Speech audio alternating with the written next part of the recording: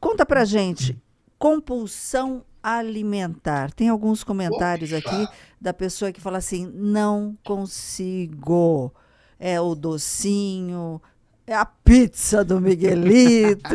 Ê, Hoje eu Miguelito. fiquei 2 horas conversando com os pais de um garoto de 19 anos só sobre compulsão alimentar. Compulsão alimentar, ela se enquadra dentro de vício, por incrível que Ah, pareça, tá? Então, se a gente vai falar de compulsão alimentar, a gente tem que falar de vício, tá? Então, vamos falar de vício. O vício ele tem duas formas. Ele tem o vício comportamental, onde você não tem um princípio ativo, então você tem lá compras, pornografia, jogos, videogame, tudo isso vira vício. E vira mesmo, com abstinência, com tudo. Né? E você tem aquelas que são com princípio, né, com a substância, álcool, cocaína, heroína, cigarro e a compulsão alimentar, porque o alimento também é o produto deste vício. Tá? Mas, na verdade, a compulsão alimentar ele é o topo de um sintoma. Existem muitas coisas orbitando ali, muitas variáveis que você precisa observar e que levou a pessoa hoje a esta compulsão alimentar. Então vamos ser bem breve para a gente não tomar muito tempo nisso aí. Tá? Você tem hábitos. Ponto. Como é que se forma um vício? Né?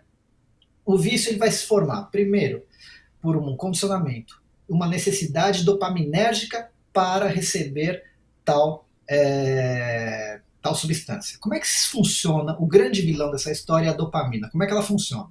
Né? Para explicar isso, tem que dar um passo antes sobre dopamina. A comunidade científica achava que a dopamina era o neurotransmissor de prazer. Ou seja, quando você consome uma substância, você, uau, a dopamina vai lá em cima, né? É liberada. Hoje, a ciência entende que a dopamina é o neurotransmissor motivador que faz você correr atrás da recompensa. Isso foi feita uma experiência, entre várias que ocorreram, uma experiência muito curiosa, né? Ensinaram o macaquinho que sempre quando acendia uma luzinha, ele batia numa alavanca, quando ele batia na alavanca, caía um suco e ele bebia o suco. Com o advento da ressonância magnética funcional, ou seja, em tempo real, através de um aparelhinho conseguiam colocar na cabeça, eles queriam achar os marcadores, os picos dessa dopamina no cérebro do macaquinho, e todo mundo achava que ia ser a hora que ele bebia o suco. Uau! A curiosidade foi que o pico máximo da dopamina foi quando acendia a luz. ah, Porque quando acendeu a luz, ele foi um motivador para ele executar uma rotina de bater lá na alavanca tantas vezes para cair o suco para ele beber. Quando ele bebe o suco, tá lá embaixo a dopamina. Em cima disso, o que acontece? Vamos falar de vício. Vamos falar aqui onde se enquadra a compulsão alimentar.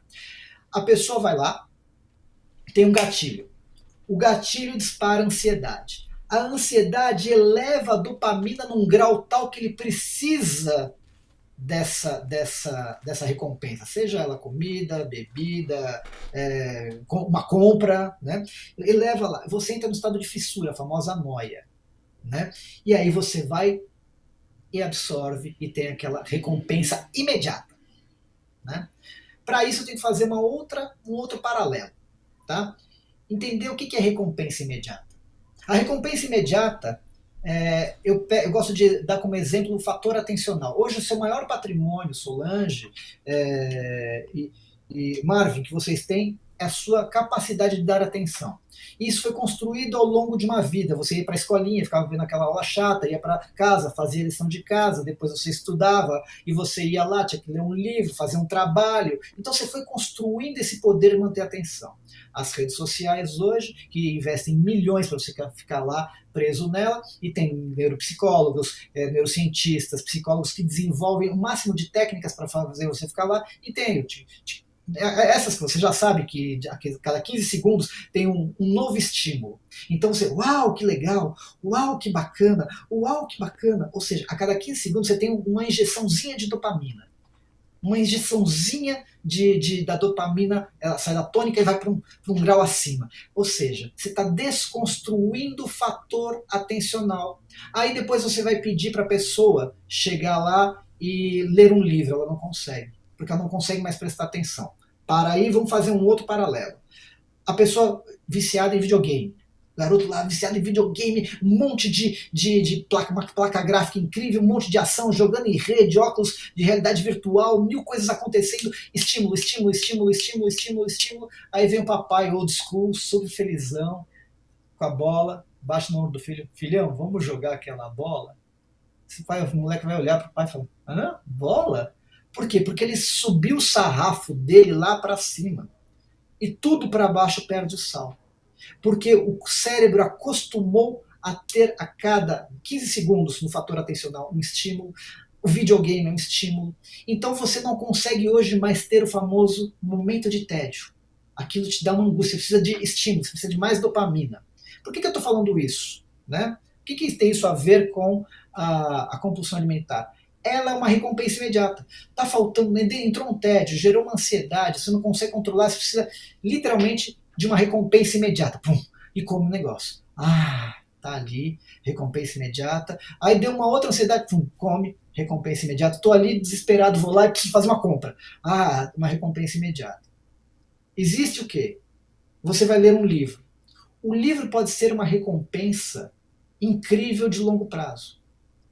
Por quê? Porque a pessoa não consegue ler. Porque não é toda a página que vai ter um insight incrível. Uau, que legal, uau, que demais, uau, que incrível. Não, ele vai fazer o quê? Ele vai ler o livro e no final esse livro vai ser uma grande história que pode mudar a vida, a forma como ele percebe o mundo. Né? Então, o que acontece com tudo isso? Né? A compulsão alimentar é uma pessoa que se acostumou, né, com essa necessidade de recompensas imediatas. Então, quando você vai falar de compulsão alimentar, você tem que ver 2 pontos. O primeiro, ele tem que reorganizar essa rotina, ela tem que criar uma higiene dopaminérgica, um jejum dopaminérgico. Ele tem que reeducar essa condição, onde ficar estável, onde ficar tranquilo, onde não ter o seu momento de tédio, está tudo bem, faz parte da vida. Você não precisa ter recompensas toda hora. Esse é um componente. Agora, você tem um componente emocional, e eu tenho histórias interessantíssimas sobre compulsão alimentar. O que é componente emocional? Eventos de alta carga emocional que hoje você precisa comer. Eu tenho um caso curioso, né, que não era nem trauma, era uma necessidade afetiva. Uma mulher, ela falou, Rodrigo, eu como muito à tarde, eu como muito, eu preciso estar comendo alguma coisa à tarde que me dá uma sensação boa. Só que, claro, você vai comendo, comendo, comendo, depois isso vira vício, você cria um hábito. Então, ativa essa questão. E aí, na regressão dela, eu tentando achar algum trauma, alguma coisa ruim, não. Ela começou a lembrar de um momento mais feliz da infância dela, que era a vovó. Que toda tarde a vovó preparava o lanche da tarde com queijos, com sucos, e reunia algumas pessoas da família, e ela era o pilar dessa família emocional. Então ela tinha um vínculo afetivo. E parece que comer para ela, à tarde ali, mastigar aquilo, reativava alguma coisa afetiva nela. É muito legal. Ao mesmo tempo que eu tive um rapaz que eu atendi, e ele, não sei porque, ele acordava todos os dias às 2 da manhã e tinha que matar 2 sacos de bolacha, ou biscoito. Nossa, né? Caraca. Ele engordou muito. E a gente tentando entender qual era esse vício, porque depois de um tempo, por mais que tenha componentes emocionais, isso vicia, isso vira um comportamento automatizado, né? Que você precisa. E na nossa hipnoterapia regressiva, ele chegou no momento que ele perdeu o irmão. Ele tinha um irmão que era o elo dele, era a base dele. Eles eram muito pobres, não tinham nada, né? E quando eles mudaram de uma cidade interior para uma cidade um pouquinho melhor, eles juntavam um dinheirinho que às vezes pediam na rua, pegava ali, eles compravam biscoito e à noite os dois, morrendo de fome, o irmão acordava ele quietinho para comer o biscoito sem a mamãe, sem o papai ver, e aquilo criou uma aliança, um vínculo afetivo poderoso. E ele, não sei por que, ele reativou essa necessidade, né, inconsciente de comer esse biscoito. Quando ele achou essa memória, a hora que ele achou essa lembrança, ele falou, uau, era exatamente o comportamento que eu tinha quando eu estava com meu irmão. E aí ele foi entender que era uma necessidade ainda do irmão, o irmão ainda estava ativo nele, as carências, as necessidades e tal. E ele ressignificou isso porque ele tomou consciência do fato. Uhum. Mas a gente tem que trabalhar isso de duas maneiras. Os componentes emocionais, a hipnoterapia é muito boa. Mas você tem que, o outro componente que eu falei, comecei por ele, né, que é uma regulação de rotina para baixar essa estimulação dopaminérgica. Se toda hora você fica lá se dando uma recompensa, você não consegue ficar sem. Por isso que a pessoa fica lá minutos e minutos ali, né? Cada 15 segundos você tem estímulo. E quando vai ver, passou 2 horas. Então, por exemplo, o pai falou, olha que curioso, às vezes ele não está comendo, mas ele está no videogame. Ele não está no videogame, mas ele está no celular. Então eu falei, então, ele pode não estar comendo, mas ele ainda está tendo recompensa por outras vias. Está criando um ciclo vicioso por outras vias. Minha mãe sempre falava. Pode falar, Marcos. Minha mãe sempre falava que, enquanto tá jogando videogame, não tá com fome, né? Na hora depois que para, vem comer. Exato. Mas você tá entendendo que você tem que fazer o que a gente chama de jejum dopaminérgico. Você tem uma hora. Como é que funciona no vício? Não é que você não tem mais dopamina.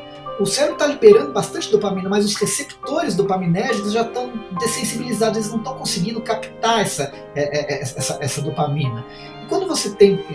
É fisiológico, é biológico, você tem que dar jejum dopaminérgico para dar tempo para esses receptores voltarem a se restabelecer. Ou seja, eles, como eles estão insensíveis, você precisa de muito mais dopamina. Por isso que o cara vai lá, ele precisa cheirar mais, ele precisa digitar mais, ele precisa beber mais, porque está tudo insensível. Então, quando você fala jejum dopaminérgico, é isso. Você entendeu que aí a gente vai tratar isso aí de uma maneira multidisciplinar, muito amplo, em várias áreas, mas a hipnoterapia pega essas questões emocionais. E